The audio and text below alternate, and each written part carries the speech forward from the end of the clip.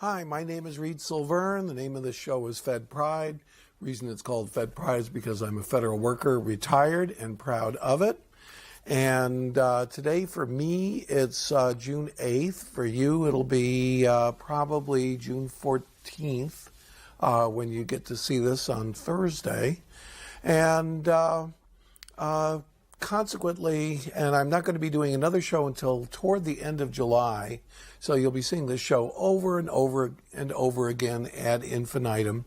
Anything I say is probably going to be obsolete, and because it's obsolete, I try to talk about subjects that are as non-topical as possible, or if not, I just can't care about it.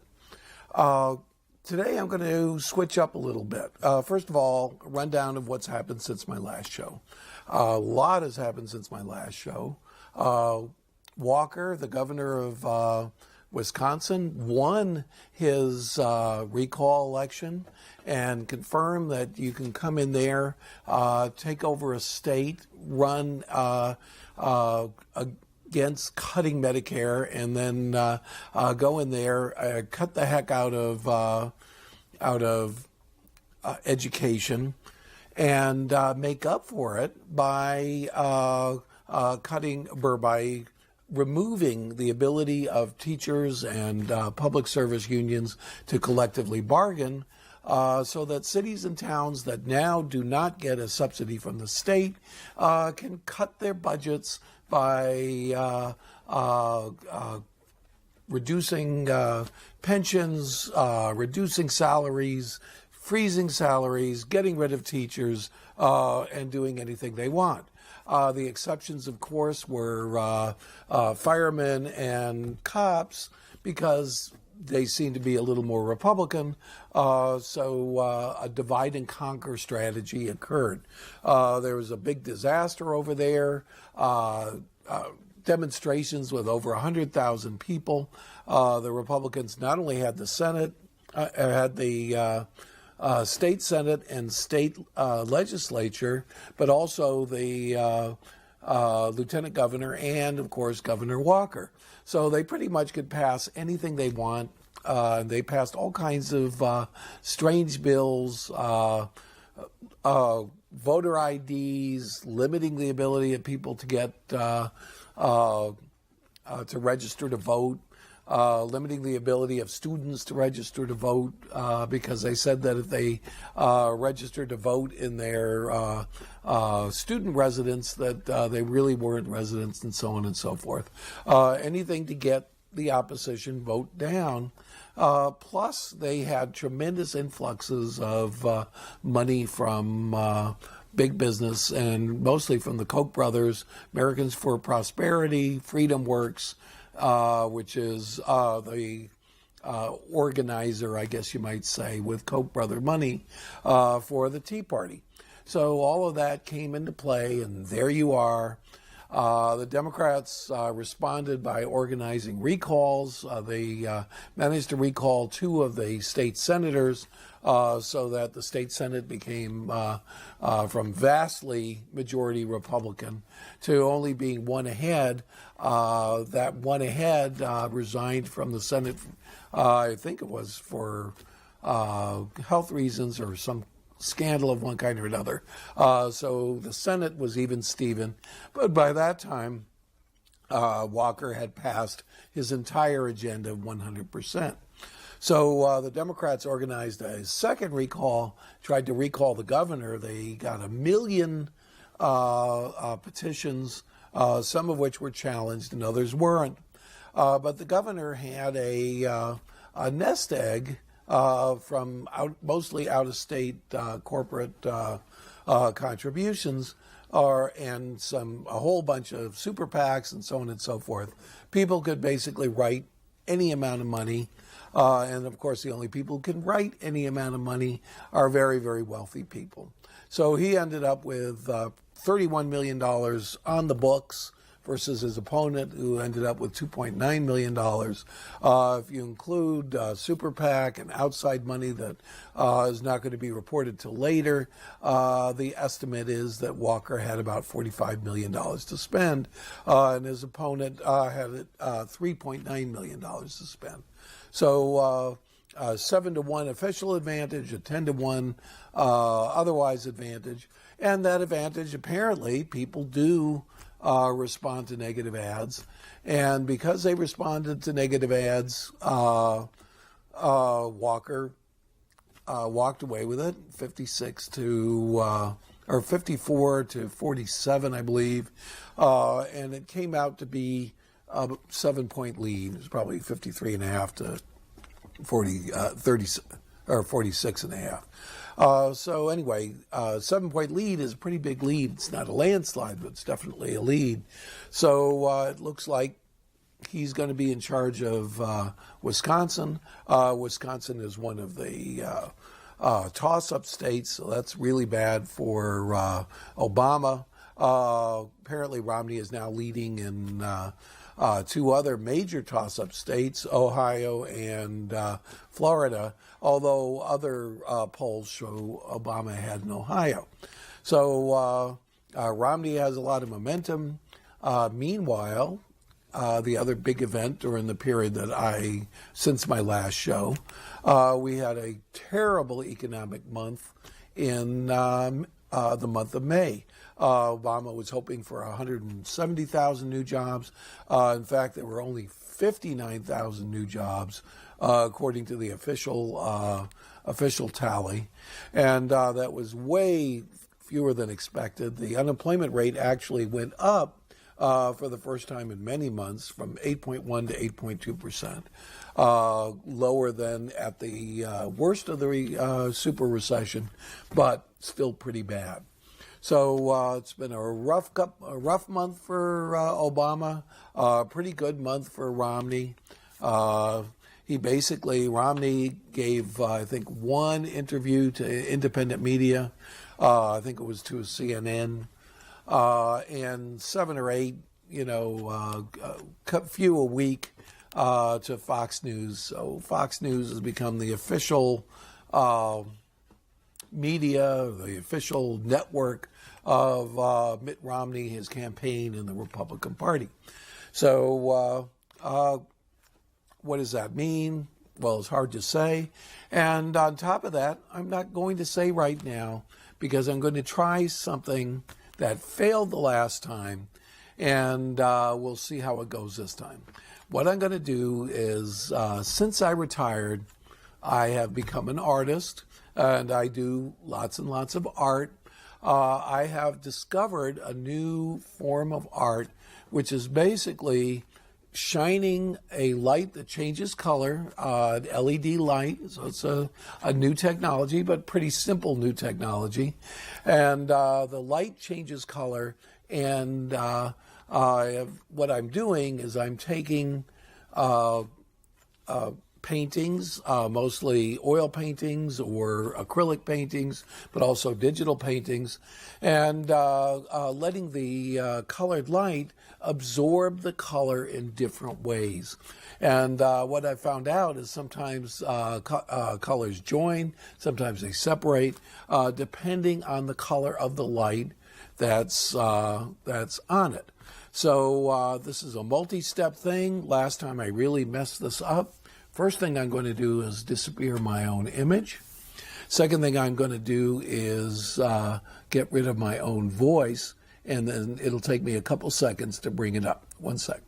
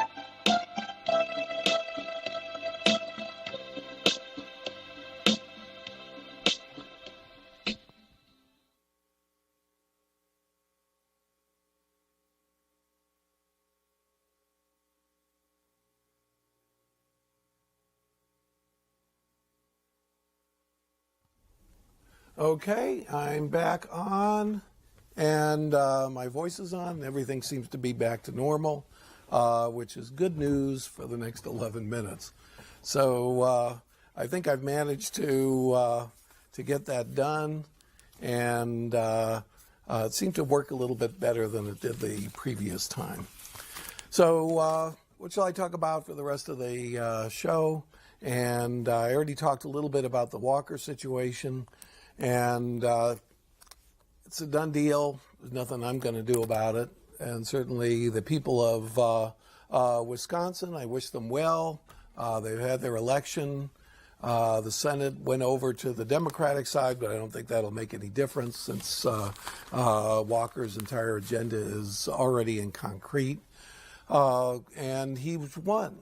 And this kind of thing and big money is going to be going into races all over the world, all over, not the world, but the nation. There's no control over the super PACs whatsoever. The 29C3 or 3C, I'm not sure the exact number, which are supposedly nonprofits that advocate for issues, but in fact are really their purpose is to promote political agendas, and those not only are the paychecks unlimited, but those particular organizations, the donors are never disclosed. For the super PACs, the donors are disclosed, but only after the election is over. So eventually people find out that there's a few billionaires that are paying for the whole show, that are running our democracy. Clearly, Fox News Network and some people on the right have no problem with that.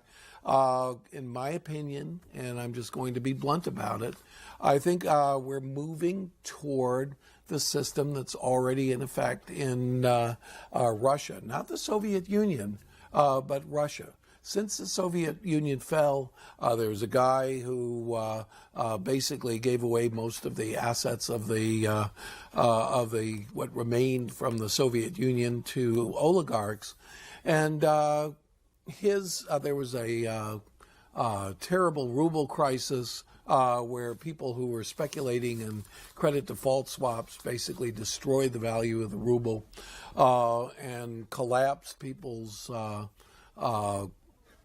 the middle class's savings. And then Putin stepped in. He had a party called United Russia. And he very, very slowly but surely re-centralized the whole system and took over the governorships. They had these things called oblasts, which were these giant super regions, as if the South has its own regional government. That's what they had in Russia. And first he took over those, then he took over the state governments, and then he started taking over even the cities. And with this this party called United Russia, basically friends and parties that were akin to Putin, one by one, took over the newspapers, the TV networks, and so on and so forth. Some were incorporated back into the state. A lot of them were incorporated into Gazprom, which is a state-owned company controlled by United Russia, by an oligarch who owes his power to United Russia. And basically they gave away the assets of the state. One of the things that Walker is doing is he's giving away the state-owned power plants and other assets owned by the state to private industry in auctions that a lot of people think are rigged. So it's very, very similar to what's going on now. Why is that similar? Because there's still elections, and even free elections, or somewhat free, in Russia. However, the main party, the party in power, controls the media, controls the message, controls what people hear and what news people get, and consequently, people have the freedom to vote, but the other side has no money and no ability to get their message out. And with the Citizens United, which was a Supreme Court ruling that was pushed by a shadowy corporation, I guess, with one of these shadowy names that everybody has to agree with, Citizens United, which is really apparently financed by the Koch brothers, who have a big deal in various places. I think they got a $20 billion corporation, which is completely privately held, so they're accountable to nobody. And their father, two brothers, David and Charles Koch, their father founded the Birch Society. So that's basically where they're at. And they're the sponsors of the Tea Party. They have a network of nonprofits, all of which say government is bad, no matter what it is, and government interferes with economic freedom, and there should be no regulation. Economic freedom should be total, but on top of that, they've kind of combined the whole anti-abortion theme along with it. So government can interfere in private lives in order to prevent certain things. They're for the drug war, but they're against, and therefore actually reducing the ability of people to vote. Because they have to have government-approved ID cards in order to vote. They have to prove that they're citizens if they're the wrong kind of people. So it's kind of a big government if you're not on my side, small government if you are on my side, and the ultimate idea is that taxes on the wealthy are anathema. And that's the bottom line of the whole thing. So we've got to reduce taxes on job creators in order for them to have economic freedom. And with economic freedom, all of a sudden, the recession will go away. Unemployment will go down to 4% or 2%. Everything will be fine. All the assets of government, the roads, the power plants, they should all be sold to private enterprise. And private enterprise, no matter what it is, can do a better job than government. I won't go into why I don't feel that's true. It's true in some cases, and it's very, very untrue in other cases. And the other thing that they want to do is they really don't like public schools. They want money for public schools to be diverted to private schools or to charter schools. A lot of charter schools, they want there to be no regulation on teacher certifications so that uncertified teachers can teach students warehoused in storefronts, that taxpayer money would go to these things, and that the CEOs of those companies can pull off as much as they want to, because that's the way private enterprise works, and you can't be upset about success. The other thing, therefore, is for-profit colleges, meaning online colleges charge $2,000 a credit and basically suck money off of the veterans, the Montgomery program, and student loans for classes and an education that's not certified and that whose credits are not transferable anywhere else. They leave the people in debt. Again, they have very, very low overhead compared to real universities. They want to defund the state universities and then push people into these for-profit universities. Then the for-profit universities can funnel as much money again to their founders and their CEOs and their financiers because well, to be against it would be is obviously person who's against it is jealous of the success of the CEO, who's obviously done this all on his own and is not sucking from the teat of the taxpayer. And of course, what is student loans but the taxpayer? What are a fire sale of power plants is the taxpayer giving away what he owns to somebody who does not own it. They want the roads to be toll roads owned by private industry, the bridges to be toll bridges owned by private industry, and so on and so forth. And the best way to do that is the way the Russians did it, basically to take over these assets, have a fire sale, and then give it to private industry. And hopefully, if all goes well, everything should be great. And the people who bought it, of course, there's no bid rigging, there's competition, and so on and so forth, are able to be successful and have this money that otherwise went to the cities and towns and went to services go into their pocket. So that's basically the system, and that is the system in United Russia that Putin has, and that I think because the media, the ads are all being financed by the oligarchs. Thank you very much. I appreciate you watching.